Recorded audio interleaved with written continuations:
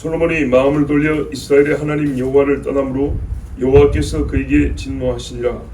여호와께서 일찍이 2번이나 그에게 나타나시고 네 일에 대하여 명령하사 다른 신을 따르지 말라 하셨으나 그가 여호와의 명령을 지키지 않았으므로 여호와께서 솔로몬에게 말씀하시되 내게 이러한 일이 있었고 또 내가 내 언약과 내가 내게 명령한 법도를 지키지 아니하였으니 내가 반드시 이 나라를 내게서 빼앗아 내 신하에게 주리라. 그러나 내 아버지 다윗을 위하여 내 세대에 된 이 일을 행하지 아니하고 내 아들의 손에서 빼앗으려니와 오직 내가 이 나라를 다 빼앗지 아니하고 내 종 다윗과 내가 택한 예루살렘을 위하여 한 지파를 내 아들에게 주리라 하셨더라. 아멘.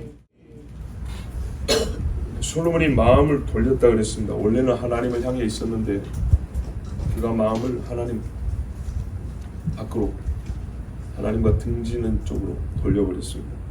여러분, 마음이 돌아서면 모든 게 다 돌아섭니다. 모든 게 다 돌아섭니다. 교회를 갈까라고 마음을 먹으면 어떻게든지 가고요. 안 가겠다 하면 수단과 방법을 가리지 않고 안 갑니다. 마음이 합쳐지면 모든 것이 하나가 되고 마음이 나누면 다 나뉩니다. 마음이 분리된 상태에서 다른 것을 결합하면 오래 못 갑니다. 아주 질 떨어진 풀 붙인 것처럼 금세금세 떨어져 버립니다. 그러나 다른 것들이 다 달라도 마음이 합하여지면 그 다른 것들이 잘 돌아옵니다. 마음 있는 쪽으로 금세금세 돌아옵니다. 사람과 사람 사이는 멀어지고 안 보면 그만이라고 하지만 하나님과 사람 사이는 마음이 돌아서 버리면 불신이 되어서 죄를 짓습니다. 그럼 멸망에 떨어집니다. 사람과 사람 사이에는 마음이 나눠지면 서로 다른 일을 하면 되지만 하나님과 사람 사이는 마음이 멀어지면 하나님 앞에 심판을 받고요. 이 사람은 하나님이 미워하는 자가 되어버립니다. 여러 죄의 시작점이 바로 마음이 달라진다는 데 있습니다. 그리고 완전히 떠나지 아니하고 몸은 성전에 있고 예루살렘에 있고 마음이 이렇게 돌아서는 경우는 실제 현상은 어떻게 나타나냐면 은근한 하나님 멸시로 나타납니다. 뭡니까? 다리 상한 짐승 이렇게 드리고 하나님 다 드렸습니다 이렇게 나오는 거죠. 교묘한 하나님 길들이기입니다. 하나님이 화를 내려 하면은 젊은이처럼 잠깐 살짝 빌었다가 눈치 보고 또 돌아갔다가 하나님이 또 때리려 하면은 하나님 한 번만 봐주세요 이런 식입니다. 애매한 생의 진로가 하나님을 진노하게 만듭니다. 마음이 돌아서면 한 번에 확 돌아서는 경우가 있는데 이리 갔다 저리 갔다 마음이 이런단 말이죠. 그러면은 삶도 이리 갔다 저리 갔다 한다고. 그래서 하나님이 차든지 덥든지 둘 중에 하나이라고 했는데 바로 이런 모습은 하나님을 진노하게 만듭니다. 그런데 하나님이 오늘 보시면 2번 나타났다고 그랬습니다. 어떤 사람은 성전 짓기 전에 기본 산당에서 한번 나타난 거하고 지금 우상 숭배할 때 한번 나타난 거하고 이렇게 보는데 저는 그거보다는 이 죄에 대하여 2번 나타나셨다고 그렇게 봅니다. 이단도 한 2번 정도는 마라에서 돌아오라 하고 안 들으면 돌아오라 그러잖아요. 근데 진노하신 데 나타났어요. 참 감사하죠. 사람은 진노 정도의 표현이 붙어버리면 화가 많이 나면 안 나타납니다. 근데 하나님은 진노하시는데 사람이 감히 신을 진노하게 했는데 그 신이 자기를 진노하게 한 사람, 죄인을 살리신다고 2번 천사도 아니고 직접 나타났답니다. 얼마나 감사합니까? 그래서 긍휼이 크신 하나님이라고 그럽니다. 나타나서 뭐 했을까요? 마음을 돌이키라 했겠죠. 마음이 돌아섰으니까 마음을 돌이키라고. 그 마음이 돌아서면요 다시 하나님과 다 합해지고 다 하나가 되겠죠. 하나님이 나타나시고 하나님이 말씀할 때는 분명한 목적성이 있습니다. 항상 확실한 목적을 갖고 말씀하시고 못 알아듣는 소리 하지 않습니다. 항상 알아들을 수 있는 소리 합니다. 솔로몬이 나타나가지고 무슨 소리 하셨겠습니까? 10절 보세요. 이 일에 대하여 명령하사 나타나서 일했다고 말씀했으니까 우상 숭배 후에 2번 나타났고요. 분명한 메시지입니다. 다른 신을 따르지 말라. 다른 신 섬기는 거 돕는 정도가 아니고 본인이 따라갔다. 제자가 선생님 따라갔이 따라갔다 이 말입니다. 그런데 안 지켰답니다. 솔로몬이 하나님을 보고도 안 지켰다. 우리가 예수님 얼굴 보면 신앙생활 엄청 잘할 것 같아도 안 그렇습니다. 기적을 보면 잘할 것 같아도 절대 안 그렇습니다. 성경 항상 말하잖아요. 마음이라고. 마음. 감각에 충격을 주는 것은 얼마 못 갑니다. 공포영화 보고 한 이틀 잠 못 잘 수 있어도 금세 또 없어집니다. 솔로몬이요 지금까지 절대 권력을 휘둘렀습니다. 부귀영화를 누렸습니다. 세상에서 제일 똑똑합니다. 그래서 어떻게 했냐? 하나님 말씀 듣는 법을 잃어버렸습니다. 사람은 습관과 훈련을 짐승보다 훨씬 더 잘 받습니다. 뺀질뺀질해도 사람이 짐승보다 더 빠릅니다. 안 그런가요? 그렇죠. 이제 작정을 하면 사람이 더 안 그렇죠, 짐승보다. 그런데 생활 습관에서 금세 습득합니다. 학교 선생님 습관을 두어 번 따라하면 집에 와서 꼭 그대로 합니다. 걔네들이 주인 행세, 주인하고 똑같이 그렇게 흉내내는 것은 시간이 많이 가야 합니다. 어린애들이 자기를 키우는 부모님이나 할머니, 할아버지 모습을 금세 따라합니다. 그런데요, 개가 주인 따라하는 것은 또 어렵습니다. 시간이 많이 걸립니다. 솔로몬이 하나님 비슷한 자리에 있다 보니까는 하나님 말씀을 안 듣습니다. 하나님이 지혜의 근원인데 이 땅에서 자기를 통해 다 지혜가 나왔단 말이에요. 하나님이 자기에게 지혜를 주어서 자기 입을 통해서 나왔는데 사람들이 나에게 오고 내가 바로 즉시로 말하니까 내 지혜가 여기서 공급되는 것을 생각을 못해요. 돈이 여기서 금방 나가버리니까 여기서 공급된 걸 기억을 못해요. 금세 잊어버립니다. 그리고 이게 습관이 되면 이제 내가 사람을 대한 게 아니라 하나님을 마주 대해도 꼭 사람들에게 하는 것처럼 그렇게 하나님을 대합니다. 또 본인이 똑똑하기 때문에 어떻게 말하겠어요? 당신 우상 숭배라면 인정하겠습니까? 만일에 누가 우리에게 와서 당신 예수 믿는 거 이거 예수 믿는 거 아니고 우상 숭배다 하면 인정할 분 계십니까? 제 생각에는 한 분도 없을 것 같습니다. 한 명도. 특히 이 똑똑한 사람이 내가 성전을 지었는데 나보다 지은 사람이 없는데 신학교 교수들이 왜 이단에 빠집니까? 내가 신학교 교수야. 이것 때문에 절대로 자기 죄를 인정 안 합니다. 절대로. 내 신학에 의하면 아직 우상 숭배가 아닌 겁니다. 아직. 왜요? 아직 성전 절기를 지키고 있어요. 근데 내가 생각하는 아직하고 하나님이 벌써 그렇다는 거하고 이 갭이 멀면 멀수록요 죄가 큰 것이고 형벌이 큽니다. 고라가 생각할 때는 이스라엘 백성들을 괴롭게 한 날이 며칠 안 됩니다. 그리고 내가 뭘 얼마나 어떻게 했다고요? 모세한테만 가가지고 나도 제사장직을 좀 달라 이야기했지 백성들에게 만나를 못 먹겠습니까? 물을 못 마시겠습니까? 뭐 큰 거 안 한 것 같아요. 근데 하나님이 생각하기에는 하나님 판단은 벌써 선을 넘어버린 겁니다. 고라는 아직 아니었어요. 고라와 함께한 250명의 그 뭡니까 우두머리들도 이게 뭐 얼마나 대단한 일이라고 별 걱정 없이 화로 딱 들고 왔어요. 근데 하나님 보시면요 이미 죽을 죄였어요. 그래서 자기가 들고 온 화로에서 불화수 죽었어요. 그날 이 화로가 그들의 영광이 될 수 있었는데 하나님의 판단은 반대였어요. 솔로몬 똑똑한 자기 신학에 의하면 몰래게 신당 몇 개 지어준 거, 뭐 금오스 산당 하나 지어준 거, 그거는 뭐 부인들에게 지어준 것이지 내 판단에는 아직 내가 우상 숭배자라니 받아들일 수가 없었어요. 하나님 말씀 따르지 않았습니다. 가진 게 많고 아는 게 많으니까 하나님 명령을 우습게 여기는 사람이 많습니다. 우리도 그러잖아요. 저 사람은 부자여서 예수 믿기 어렵다고, 지가 똑똑해서 예수 믿기 어렵다고. 그 모든 것을 다 가진 사람이 솔로몬입니다. 근데 처음에는 안 그랬어요. 근데 그 가진 것들이 가시화되니까 지혜가 속에 있는 것이 밖으로 드러나서 사람들에게 알려지고 표현되고 글로 써지고 말로 나타나고 이렇게 해서 내가 말하고 내가 쓴 것은 다 내 것이죠.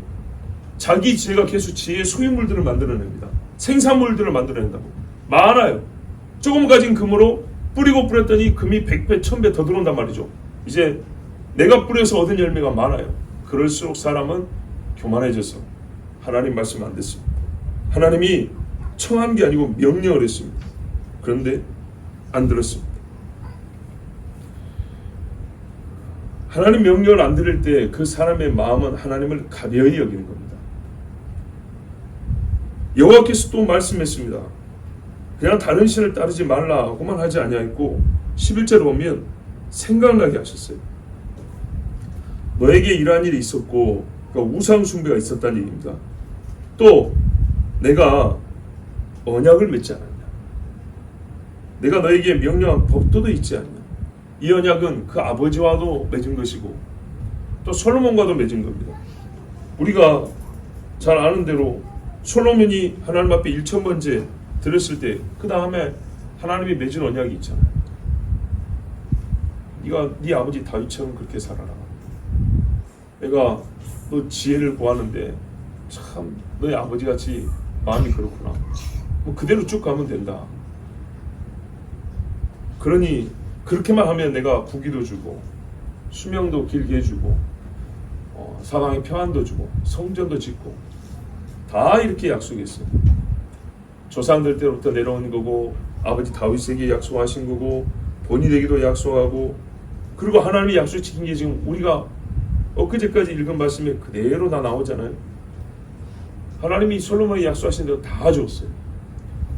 그러니까는 나는 너에게 약속한 걸 다 했고 마치 너에게 사슬에 묶인 것처럼 나는 너와 내 사이의 약속 언약 밖으로 나간 적이 없고 항상 그 안에서 이 태도를 안에서 너희 다 해줬는데 너도 나에게 그렇게 하는 것이 마땅치 아니하냐.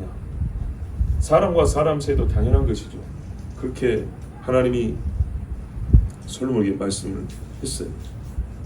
그런데 이 사람이 안 지켰다는 겁니다. 하나님이 내 언약, 내가 명령한 법도 근데 안 지켰어요. 그래서 하나님이 뭐라 그럽니까?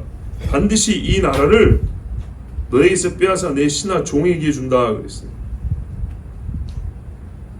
하나님 언약대로 합니다. 다윗에게 뭐라 하냐면 사무엘하 7장에 보면 너는 평안히 죽고 네 허리에서 날 시 내 아들이 내 집을 지을 것이다. 예. 나는 그의 집을 지어줄 것이고 그는 내 집을 지을 것인데 그런데 뭐라고 했냐면 내가 그를 아들까지 삼겠다. 구약에서 하나님 아버지라고 부를 수 있는 것은 대단한 것이죠. 아버지 하나님이라는 칭호를 부를 수 있는 사람이 첫 번째로 솔로몬에게 주어진 거예요. 그는 내 아들이 된다 이렇게 말씀했어요. 그런데도 뭐라 그랬냐, 그가 만일 죄를 범하면 사람의 매와 인생 채찍으로 때린다 그랬어요. 솔로몬을 벌써 여디디아 여호와께 사랑받는 자라면서 제일 사랑하는 자, 하나님이 제일 많이 복을 준 자, 그래서 부르기도 아버지라고 부를 수 있도록 허락한 자. 그러나 그가 만약에 내 명령을 지키지 않냐고 죄를 범하면 아들이니까 히브리서 말씀대로 내가 사람의 매로 때릴 것이고 인생의 채찍으로 징계할 것이다. 그런데요, 뒤에 이렇게 돼 있어요. 그러나 내가 사울에게서 나라를 뺏은 것처럼은 하지 아니하고 그에게는 이 나라를 다 빼앗지 아니하고 그 손에 남겨둔다. 이게 다윗에게 하신 말씀이었어요. 근데 하나님 말씀 하나도 땅에 떨어지지 않죠. 정확히 그대로 임한 겁니다. 솔로몬을 통해서 집도 짓고 하나님 영광을 다 받으셨는데 죄를 지으니까 인생으로 때리고 인생으로 채찍으로 친다는 겁니다. 그 결과 돌아오면 좋은데 말을 안 들으면 어떻게 한다 그러냐, 나라를 뺐는데 사울에게서는 싹 다 뺏어서 다윗에게 줬잖아요. 그렇게 뺏지는 않는다 그랬어요. 그래서 어떻게 했습니까? 이 하나님 두 번 나타난 다음에도 솔로몬이 돌아오지 않으니까 이제 반란자들이 일어납니다. 다음에 읽을 말씀은 몇 사람의 영모가 일어나고, 그리고 난 다음에 솔로몬은 아버지보다 더 빨리 죽고 좋은 것도 많이 먹었을 텐데 훨씬 더 빨리 죽고 아들 때에 가면 나라가 쪼개지죠. 아버지 다윗의 나라를 망쳤으니 하나님이 나라를 뺏는 거고요. 하나님의 종이 귀신의 종이 되었으니까 하나님이 그 종에게 나라를 줘버리는 겁니다. 그대로 뿌린 대로 합니다. 12절을 보시면 그러나 네 아버지 다윗을 위하여 역시 다윗이네요. 솔로몬 잘해봐야 마음이 아버지 같지 않으니까요. 내 아버지 다윗을 위하여 내 세대는 이 일을 행하지 아니하고 내 아들의 손에서 빼앗으려니와. 죽은 다윗이지만은 다윗의 집을 생각해서 다윗의 이름을 이 땅에서 수치와 모욕의 이름이 되지 않게 하기 위해서 다윗과 가까우면 가까울수록 사람들이 다윗 이름을 많이 말하겠죠. 한 세대를 더 지나서 그래서 뺏는다 그랬습니다. 이것은 하나님의 은혜입니다. 우리가 성경에서 유사한 경우를 보는데 대표적으로 두 가지 경우가 있어요. 하나는 히스기야 때입니다. 히스기야가 병이 들었다가 하나님 은혜로 낫고 나니까 기분이 너무 좋았고 우쭐해서 말이죠. 그때 당시 신바벨론이 일어나고 있었는데 그 왕이 무로닥 발라다니 얘가 사절단을 보내서 왔어요. 아니 걔가 직접 왔던가 그래. 그러니까는 이사야가 좋아가지고 국고를 다 보여줬다 그랬잖아요. 세상에 우리나라의 국고 혹은 뭐 정부 청사 하나씩 다 보여준 거예요. 그러니까는 하나님이 뭐라 그랬습니까? 정말 어리석은 짓을 하고 이런 바보 같은 짓을 했냐. 그러면서 네 자손 아들이 이 바벨론의 환관으로 내시로 종으로 그렇게 끌려간다고 그랬어요. 히스기야가 가슴이 철렁해져. 왜냐하면 이게 그냥 나라의 살림살을 보여준 정도가 아니고 하나님 나라를 보여준 거예요. 세상 사람이. 바벨론 하면은 딱 마귀가 떠오르잖아요. 이게 우리가 영적인 것을 나누는 거하고 다 까발려 속을 보여준 건 다른 겁니다. 그러니까 히스기야 하나님 앞에 또 역시 내가 잘못했다고 회개했겠죠. 하나님 뭐랬어요? 너 때는 아니고 네 자손의 때라. 그러니까 히스기야 하는 말이 내 생전에만 이런 일이 안 일어나도 얼마나 감사한지. 또 하나는 요시아입니다. 요시아가 성전 청소하다가 신명기를 발견해가지고 읽고 우리가 하나님 앞에 큰 죄를 지었다고 그랬어요. 그랬더니 하나님 뭐냐면 너희 아들 때 이제 끄트머리 다 온 거 알겠지? 성경 읽어보니까 알겠어요. 그래서 살아보겠다고 여기저기 청소하고 우상땅지 없애고 진짜 마지막 불꽃에 살았는데 아쉽게도 요시아가 그걸 다 이루지 못하고 죽었어요. 그래서 그 아들 때와 손자 때 요시아하고 아무 상관없는 옛길, 그 죄악의 옛길로 다시 돌아왔어요. 예레미야가 울면서 성경을 써서 줘도 찢었고 불에 던져버리는 이런 짓까지 했단 말이에요. 그래서 이 아들 때에 바벨론으로 다 끌려왔는데 그때도 요시아에게 하나님이 하신 말씀이 네가 나한테 정직하고 충성된 걸 내가 알므로 너의 때 하지 아니하고 너의 아들 때 한다 그랬어요. 내 자식이 끌려 죽는다는 소리도 물론 가슴이 많이 아프지만 여러분 내가 그걸 직접 겪지 않는다는 것도 하나님 앞에 얼마나 감사하냔 말이죠. 우리가 불타는 집에서 혼자 빠져나왔다고 해서 나머지는 다 죽고 혼자 나왔는데 하나님 앞에 왜 나 혼자 살렸냐고 그렇게 막 악을 빠락빠락 쓰는 사람 없다 이 말입니다. 나를 살려주셔서 감사합니다 그러지. 이 두 사람이 하나님 앞에 감사합니다 했어요. 하나님이 그렇게 시간을 주시고 기회를 주신 게 감사하고 내 눈으로 하여금 그 험한 것을 보지 않게 해주셔서 감사하고 유다의 마지막 왕 시드기야는 어떻게 죽었습니까? 성경에 나오죠. 바벨론 왕이 느부갓네살이 끌고 가다가 세워놓고 그 앞에서 신하들을 전부 다 칼로 찔러 죽여버리고 시드기야의 아들들도 다 쳐 죽여버렸습니다. 그런 다음에 시드기야 눈을 뺐습니다. 시드기야가 마지막으로 본 장면이 자기 아들 죽는 겁니다. 그리고 눈이 뽑혔어요. 얼마나 처참합니까? 그러길래 하나님 말씀 드려야 되는데 예레미야를 조심히 불렀어요. 왜냐? 하도 사람들이 예레미야를 죽이려고 그러니까 왕도 쉽게 예레미야를 못 불렀어요. 은밀하게 조용히 불렀어. 하나님의 말씀이 어떠하냐 물었더니 예레미야가 이러이러합니다 가르쳐주니까 시드기야가 조용히 해라. 너 가서 누구한테 나한테 이런 말 했다 소리 하지 마라. 누가 물으면 다르게 얘기하라 했어요. 안 그러면 너 죽는다 그랬어요. 자, 시드기야가 그렇게 말을 들었어요. 살 수 있는 길을 들었어요. 근데 귀로만 듣고 그냥 가만히 있었어요. 그 결과 어떻게 됐습니까? 자기 눈이 뽑히고 죽었어요. 근데 마지막으로 본 게 자기 밑에 신하들, 자기 자식들. 들었으면 반대로 됐겠죠. 그 자식들의 이름이 쭉 계속 내려갔고 하나님이 평온의 시간을 줬을 건데 마지막 기회인데 듣지 아니하고 그냥 귀로 딱 듣고 입 다물어 버렸어요. 그리고 시간이 좀 가니까 그렇게 참하게 죽었습니다. 르호보암 때 나라가 빼앗겨집니다. 10지파, 2지파 갈리죠. 위에 10개, 밑으로 유다와 베냐민이 남았는데 르호보암이라도 그러면 잘하면 좋잖아요. 르호보암이 가만 보니까 더 못하죠. 솔로몬보다 더 못해요. 자기 입으로 말했어요. 내 새끼손가락이 아버지 허리보다 굵다 그랬잖아요. 자기 입으로. 그게 르호보암이에요. 예, 딱 그런 사람이에요. 그래서 어떻게 했어요? 사람들이 협상에 뭐 할 필요 없다고 다 가버렸죠. 다윗의 집안 너희 집이나 다스라고 딱 가버렸죠. 자, 근데 르호보암이 왜 그랬을까? 그러니까는 세상 지혜로운 아버지가 키웠는데 왜 그 모양이었을까? 첫 번째는 그 아버지가 마음을 돌이켜버렸다 그랬지 않습니까? 그리고 이 르호보암의 어머니가 암몬 사람입니다. 암몬 사람 나아마라. 그러니까 솔로몬이 부인이 그 많은데 자기 후계자로 암몬 여인 아들을 세웠단 말입니다.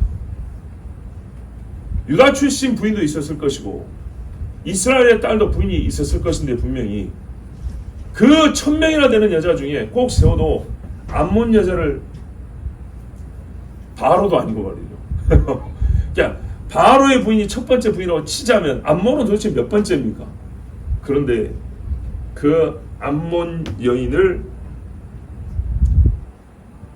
취하고 거기서 난 르호보암, 그러니까 아버지가 마음을 돌이켰죠. 엄마는 암몬 사람이죠. 그런다고 해서 암몬 신을 버리고 왔냐? 그게 아니라 암몬에서 믿던 더러운 신을 섬기라고 산당을 지어줬지 않습니까? 룻은 모압 신을 버리고 왔지만은 나아만은 그러지 않았어요. 자, 그 영적인 산물 결과물이 르호보암입니다. 13절에 다윗에게 약속한 대로 오직 내가 이 나라를 다 빼앗지 아니하고 내 종 다윗과 내가 택한 예루살렘을 위하여 한 지파를 내 아들에게 주리라. 한 지파, 고작. 이랬으면 솔로몬이 여러분 어떻게 해야 되죠? 이제라도 회개하겠죠. 죄. 법대로 하면, 죄대로 하면 나라를 다 뺏었는데, 사울에서 뺏었는데 다 뺏었는데 솔로몬 네가 아니라 내가 다윗에게 약속한 거, 다윗의 등불이라고 했단 말이야. 그래서 다윗에게 약속한 것 때문에 한 지파는 남겨준다. 하나님의 인자와 그 길입니다. 우리가 죄를 지은 걸로 생각하면 우리 다 이미 죽어야 돼요. 그런데 하나님이 여기까지 생존하고 오늘도 예배하게 하신 것은 하나님의 은혜입니다. 그런데 한 지파를 내 아들에게 주리라. 여기까지 솔로몬이 듣고 회개를 했을까 안 했을까 궁금하죠. 저도 궁금해서 이 사람 구원 못 받은 거 아닌가 하고 걱정을 많이 했는데 옛적 선배들도 그 고민을 했어요. 그리고 우리가 성경을 통해서 보면 솔로몬의 저작이라고 여겨지는 글이 3편 이상 나오죠. 잠언, 아가, 전도서죠. 근데 전도서는 말미에 쓴 걸로 기록이 되어 있다고, 그렇게 알려진다고. 솔로몬 말년에. 그러니까 말했어요. 내가 다 해봤는데 헛되더라. 자, 이 소리는요 정신 차린 사람이 하는 소리입니다. 정신이 없을 때는 이런 소리를 못합니다. 근데 다 해봤다니까 인생 말년이죠. 그리고 맨 뒤에 가면 뭐라 하냐면 청년들아 네 하고 싶은 대로 다 해. 그죠? 12장에 보면 그렇게 나와요. 청년들아 네 하고 싶은 게 젊을 때 하고 싶은 거 다 해라. 근데 끝에 와서 뭐라 하냐면 그런데 하나님의 심판이 있는 줄로 알라, 이렇게 돼 있어요. 그리고 인간이 지혜로운 것은 너의 창조주를 기억하는 것이라, 이렇게 돼 있어요. 그래서 그 전도서를 분석하기를 어떻게 분석하냐면 솔로몬의 회개로입니다. 고백로. 그래서 거기에 지혜가 잠언보다 깊고 자기의 회고를, 이렇게 자기 인생을 회고하면서 자기의 회개 기도문, 뒤따르는 사람들에게 나와 같은 실수와 죄를 반복하지 않도록 가르치는 그런 교훈으로서 이 전도서를 썼다고 봅니다. 그리고 거기 보면 뭐라 합니까? 또 지혜로운 스승의 말은 잘 박힌 못과 같아서 이렇게 나오죠. 잘 박힌 못과 같아서 심령 깊숙이 들어가느니라 이랬다고. 그러니까는 솔로몬에 있어서 스승 누냐면 자문에 보면 아버지가 가르쳤다고, 뒤에 뭐 어머니가 가르칩니다. 내 아들아 그러면서 내 힘을 여자들에게 쓰지 말고 왕들을 멸하는 데 쓰지 말라. 딱 솔로몬에게 맞는 말이에요. 내 아들아 하면서 창가로 저기 음란한 여자를 쫓아가지 말고, 솔로몬 자기 이야기예요. 자기 이야기. 다윗이 얼마나 잘 가르쳤겠어요. 그것을 그렇게 제3자적 관점에서 누구든지 부모 자식 간에 줄 수 있는 교훈으로, 자문은 그런 구도예요. 부모 자식 간의 대화 형식으로 주로 돼 있어요. 그러니까 자기가 그렇게 배웠던 것이고, 자기가 한참 젊을 때 지혜로울 때 또 다른 사람이 그렇게 가르쳤었는데, 인간의 지혜는 스스로 독립적인 보호 능력이 없어. 경건의 능력이 포함되지 않으면 지혜는 붕괴되어 버린다 그러죠. 근데 하나님께서 이렇게까지 경고하셨을 때 솔로몬이 돌아왔을 것이다. 그리고 전도서를 보면 돌아온 솔로몬의 글이라고 보면 딱 맞는다는 거죠. 그래서 솔로몬이 구원을 못 받은 게 아니라 그가 구원을 받았을 것인데, 문제는요 이것입니다.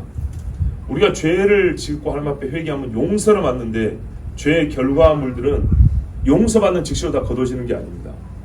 수치와 불명예는, 그러니까는 행위 자체가 없어지는 건 아니기 때문에 행위가 존재한 것에 대한 수치와 불명예 또는 영광과 칭송은 계속 가는 겁니다.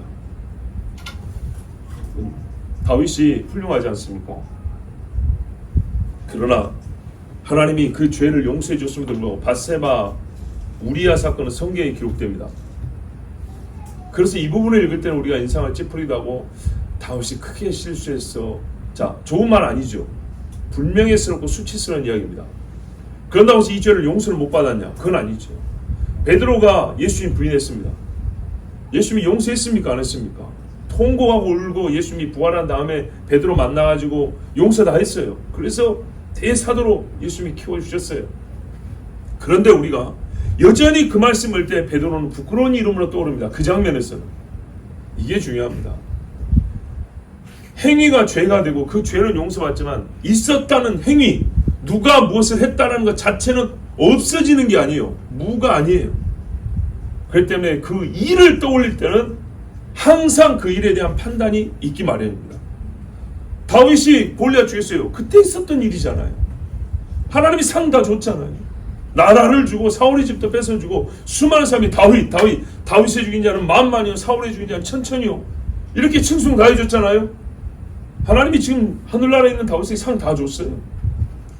이게 할부로 주는 상이 아니에요. 그런데 어떻게 해요? 지금 우리가 또 다윗의 그 골리앗 싸움을 읽을 때는 역시 칭송의 말이 나오잖아요. 그런다고 해서 우리가 사람의 칭송을 했기 때문에 하늘에 있는 다윗의 상이 막 깎일까요? 그건 아닌 거죠.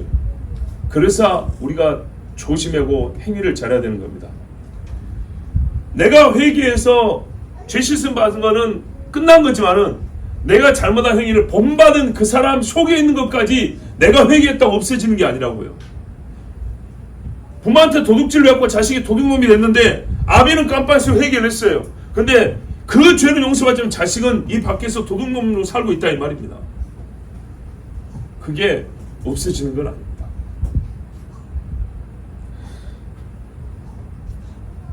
므낫세가 의로운 자의 피를 많이 흘렸다고 되어 있습니다. 근데 성경에 또 뭐라고 되냐면 므낫세가 바벨론에 잠깐 끌려갔다고 합니다. 거기서 인생 채찍으로 무지하게 두드러 맞고 돌아와서 하나님 앞에 회개했다고 되어 있습니다. 므낫세가 회개했대요. 그런데 회개해서 용서받긴 했어요. 회개하고 용서를 받으면 구원받았을 겁니다. 그런데 므낫세가 성전 바닥이 흥건하게 피가 흐를 정도로 죽인 사람들 살아 다시 돌아옵니까? 그 집안 사람들의 이 한 맺힌 심정은 사라집니까? 그건 아닙니다. 그러니까 어떻게 해요? 평생 미안한 마음을 갖고 살겠죠. 어떻게 해서라도 보상을 좀 해주고 싶겠죠. 죄를 용서 못 받았다고 생각했어요? 그게 아니죠. 용서받지만 뿌린 일의 결과에 대해서는 책임을 져야 되는 거죠. 그러니까 솔로몬이 너무너무 큰 죄를 저지른 겁니다.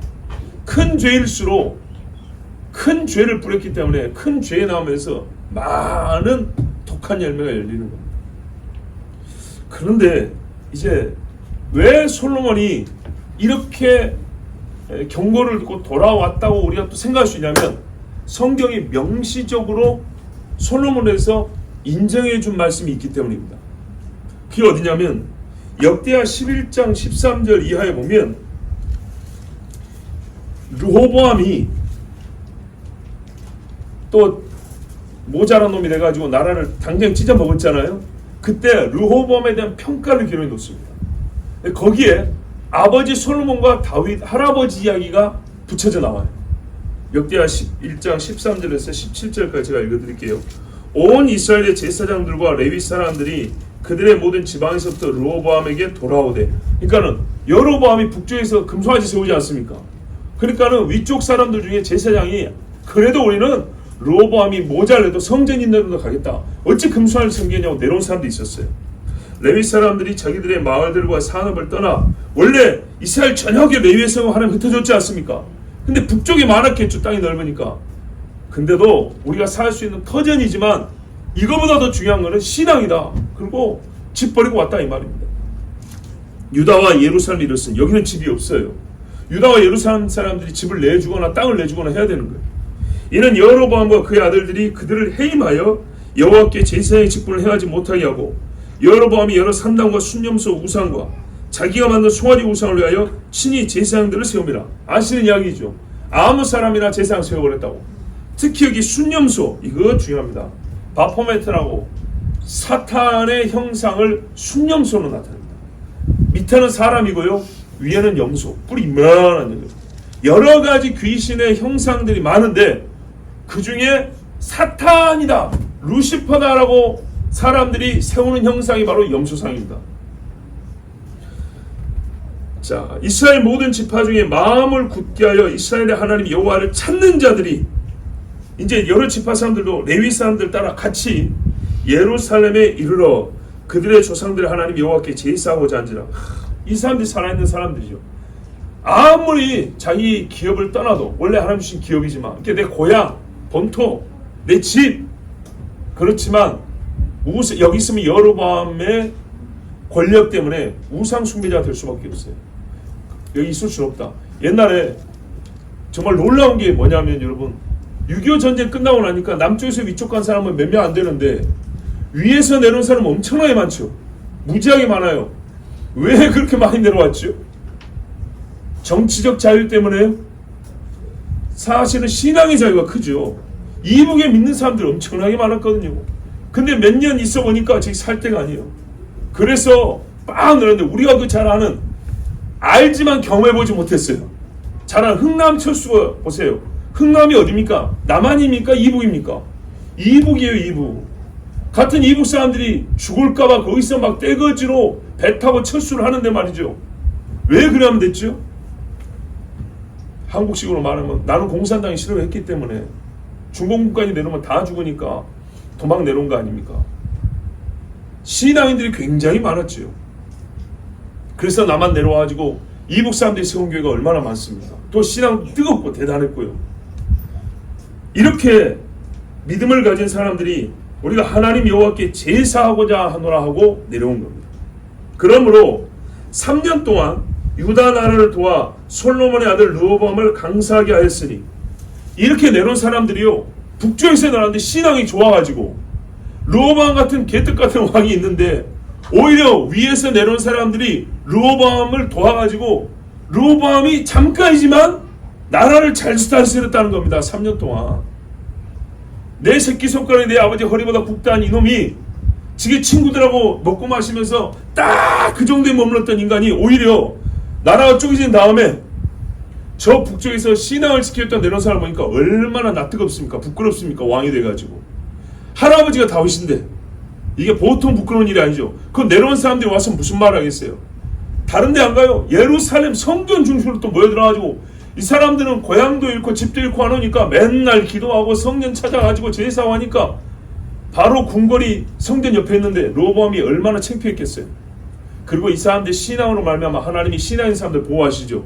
그래서 3년 동안 르호보암이 다스린 유다가 강해졌다는 거예요. 얼마나 감사한지. 그래서 북이스라엘이 10지파인데도 아래쪽을 쉽게 못 칩니다. 하나님이 강하게 해주니까. 자, 그러면서 뭐라 하냐면 이는 무리가 3년 동안을 다윗과 솔로몬의 길로 행했습니다. 이렇게 해놨어요. 다윗과 솔로몬의 길? 다윗하고 솔로몬은 한 길을 걸었다고 얘기합니다. 그러니까 솔로몬은 분명히 말년에 우상 숭배했어요. 귀신집 지어놓고. 그런데 왜 다윗과 솔로몬의 길을 걸으니까 나라가 강해지고 백성들이 신앙생활을 바로 했다. 이렇게 말할 수 있는 것은 솔로몬이 어떻기 때문이죠? 회개했으니까 이렇게 표현할 수 있는 거예요. 우상 숭배하고 죽어버렸으면 다윗의 길 따로 솔로몬의 길 따르죠. 다윗의 길을 따라 이러고 말했을 건데 다윗과 솔로몬의 길을 따라 했으니 어떤 말이 되는 겁니까? 솔로몬도 회개하고 돌아와서 말년에는 아버지와 같은 마음을 가지고 살았기 때문에 저 북쪽 사람들이 내려올 때 우리가 다윗과 솔로몬의 마음을 가지고 다윗과 솔로몬의 길을 가야지. 르호보암 왕이요, 그렇지 않습니까? 이렇게 이제 말을 했죠. 수많은 사람들이 막 항수문도 올리고 했겠죠. 그러니까는 르호보암이 듣고 그렇다 하고 다윗과 솔로몬의 길로 3년은 따라갔다는 거예요. 근데 아쉽게도 옛날에 사사시대처럼 몇 년 지나니까 말이죠, 다시 죄를 짓고 안타깝게도 그래 됐습니다. 그런데 여러분, 내려온 사람들이 이렇게 참 귀한 사람 내려왔는데 북쪽에 대부분이 남아 있었겠죠. 그러면 그들은 이제 어떤 왕을 모시고 살아야 되냐? 여로보암입니다. 르호보암이 아무리 개떡 같아도 여로보암보다는 조금 낫죠. 여로보암을 어떻게 했습니까? 가자마자 베델과 단에다가 금송아지 세워놓고 지금 순념수상까지 세워놓고 직접적인 루시퍼 숭배까지 했다고 볼 수도 있는 거고, 소를 세우고, 이 소는 말입니다. 뭐냐면 보통 바알이여 바알 하잖아요. 이게 이제 그러니까 종교가 짬뽕이 돼서 그러는데 애굽에서 나올 때 그 뭡니까, 그 소 가지고 나왔잖아요. 그래서 시내산에서 소 숭배했죠. 여기 하토르인데, 하토르 뭐냐면 애굽에 가면 호루스라는 신이 있어요. 호루스가 뭐냐면 아버지가 죽고 어머니에서 애가 낳는데 그게 아버지이자 아들인 신이에요. 이게 이제 니므롯을 상징하는 그런 신이거든요. 호루스의 어머니, 호루스의 태, 그래서 하토라는 거예요. 암소예요, 암소. 그러니까 니므롯을 낳은 모태 이런 말이에요. 이 하토라는 암소 신이에요. 그러니까 무슨 말이냐면 니므롯, 사탄에서부터 이어지는 니므롯 세계를 추하하고 따르는 자들이 소신을 섬깁니다. 이제 그 아류들은 소가 힘이 좋고 농사를 짓는데 유용한 짐승이니까 풍요를 이제 그거는 나중에 갖다 붙인 거고, 원료를 따지면 그 뿌리를 가면 이게 바로 사탄 종교 중에 오래된 니므롯 숭배 사상에서 나온 그것에 이제 애굽판 각색인데, 그 애굽판 각색된 종교에서 그 재생 환생한 니므롯을 낳는 태라고 여겨지는 게 암소입니다. 그것을 섬긴 겁니다. 그러면서 뭐라고 했어요? 보라, 이 소가 너희를 애굽에서 인도하여낸 여호와라, 이름을 그렇게 붙여버렸어요. 얼마나 큰 죄입니까? 그러니까 하나님이 그날 다 쳐버렸죠. 여로보암이 이런 짓을 다시 한 거죠. 그러니까 여기 살 수가 있습니까? 그런데 대부분은 여기 또 붙어 살았어요. 그래요. 무슨 말이냐? 솔로몬도 죄를 짓고 르호보암도 잘못했는데 이스라엘 백성들도 많이 타락해서 북쪽의 사람들은 그걸 수용했던 것입니다. 그러니까 거기 있지. 다르게 말하면 그걸 수용할 정도로 신앙이 타락했기 때문에 여로보암을 하나님 또 왕으로 세워준 겁니다. 솔로몬만 잘못한 게 아니라 이스라엘 백성도 많이 타락했기 때문에 딱 거기에 맞는 왕을 준 겁니다. 그래서 북쪽 사람들은 여로보암하고 잘 먹고 잘 살지 모르지만은 거기가 풍요지대니까, 풍작이 일어나는 그러니까는 곡창지대니까. 그렇지만 그들은 지금 어디에 있겠습니까? 예? 지금 어디에 있겠습니까? 집을 버렸다 했지만 신앙생활을 했다고 예루살렘 앞으로 가자 한 사람들 지금 어디에 있겠습니까?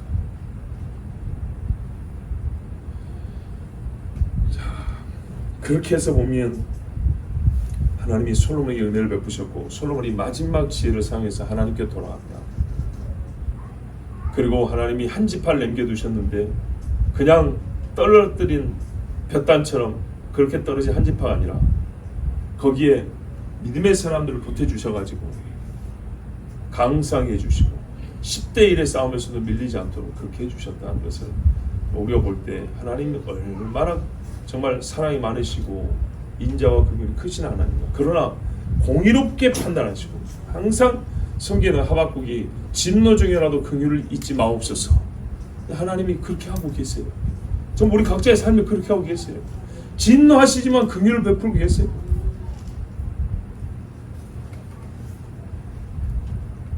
그렇다면 솔로몬이 돌아왔다고 좀 명시적으로 기록해 주면 좋았을 것을 왜 명시적으로 기록을 안 했을까요? 므낫세는 돌아왔다고 말했는데 궁금하게 놔두고 이렇게 찾아서 확인하게 하셨을까요? 역시 옛날에 선배들도 그런 고민을 다 했어요. 전기 불었던 시대에 참 인간이 해야 될 좋은 생각들 고민을 다 해놨어요. 이렇게 말을 하더라고요. 회개를 전제로 죄 짓는 일을 하지 못하도록. 사람이 조심조심하고 경계심을 갖고 살다가 죄를 지었을 때 아이고 하나님 제가 잘못했습니다 이래야 되는데 내가 예서부터 여기까지 죄 짓고 그 다음에 3일 회개할 거야. 뭐 회개하면 하나님 용서해 주니까 이런 식으로 사고와요. 솔로몬이 대표적인 사례가 되지 못하다. 똑똑한 사람들은 쓸데없는 생각을 한다고요. 자기가 시간표 짜요. 여기까지 죄 짓고 요까지는 봐줄 것 같아. 요까지는 하면 안 될 것 같아. 딱 그 마지노선 여기까지 애매하게 넘어갈 때마다 죄 지어놓고 그리고 뭐 하나님 칠 것 같으면 그 다음에 하루 이틀 또 회개하고 그리고 다시 또 이렇게 이런 짓 하지 말라고. 하나님이 은혜로운 것들을 다 드러내주기만 하는 건 아닙니다. 숨겨놓을 때가 있습니다. 우리라면 교만하지 않고 하나님의 은혜를 방자하게 써먹지 못하도록. 우리에게 자유이용권이 주어진 건 아닙니다. 회개를 전제로 하여 죄 짓는 데 것에 대하여 경고하시기 위함이다 그랬습니다. 왜냐? 이게 이런 말이죠. 누가 하나님이 회개의 기회를 줄지 안 줄지 압니까? 솔로몬도 회개하고 죽었대. 아니라니까요. 누가 회개의 기회를 얻을지 못 얻을지 언제 얻을지 모릅니다. 기회를 주었는데도 회개를 할지 안 할지도 자기 자신을 장담을 못합니다. 그래서 나중에 회개할 것을 생각하고 지금 죄 짓는 바보 같은 짓 하지 말고 항상 오늘이 마지막이고 오늘이 하나님을 영화롭게 할 시간이면서 회개할 시간이고 하나님에서 마음이 돌아지면 오늘이 죄 짓고 오늘 죽을 수도 있는 것. 그러므로 죄인은 지금 오늘 회개함이 제일 지혜로웁니다. IQ 200보다 더 좋은 더 훌륭한 지혜는 내가 하나님 앞에 죄진 게 있다 하면 바로 오늘 회개하는 것이고 내가 하나님 앞에 영광 돌리기 있다 하면 오늘 바로 하는 겁니다. 내일을 누가 합니까? 정말 내일을 누가 합니까? 내일 일을 염려하지 말라는 말씀만 듣습니까? 내일에 대하여 걱정하지 말라는 말씀만 있나요? 부자에게 하는 말이 이 사람은 오늘 밤에 네 생명 데리고 와버리면 그것이 네 것이 되겠느냐? 이 말씀은 똑같은 말입니다. 내일이 있을지 없을지 어떻게 알겠느냐? 솔로몬이 하나님이 이렇게 나타나 말씀하실 때 그는 지혜로 돌아오는 길을 택했고 그리고 다윗의 길로 다시 돌아왔습니다. 지금 마지막 갈림길이라고 생각하시면 됩니다. 마지막 갈림길 잘못 들고 하면 길이 계속 멀어지죠. 감사하게도 하나님이 마지막 갈림길에서 원래 길로 돌아갈 수 있는 길을 연결해놨어요. 정말 우리 인생은 감사하게도 그래요. 그렇게 해서 마지막 갈림길에서 기회를 줬을 때 돌아가면 본래 길로 갈 수 있는데 솔로몬은 그랬던 것이죠. 그렇지 않으면 이제 영원히 가버립니다. 마지막 갈림길에서 길 잘못 뜨면 영원히 다른 길입니다.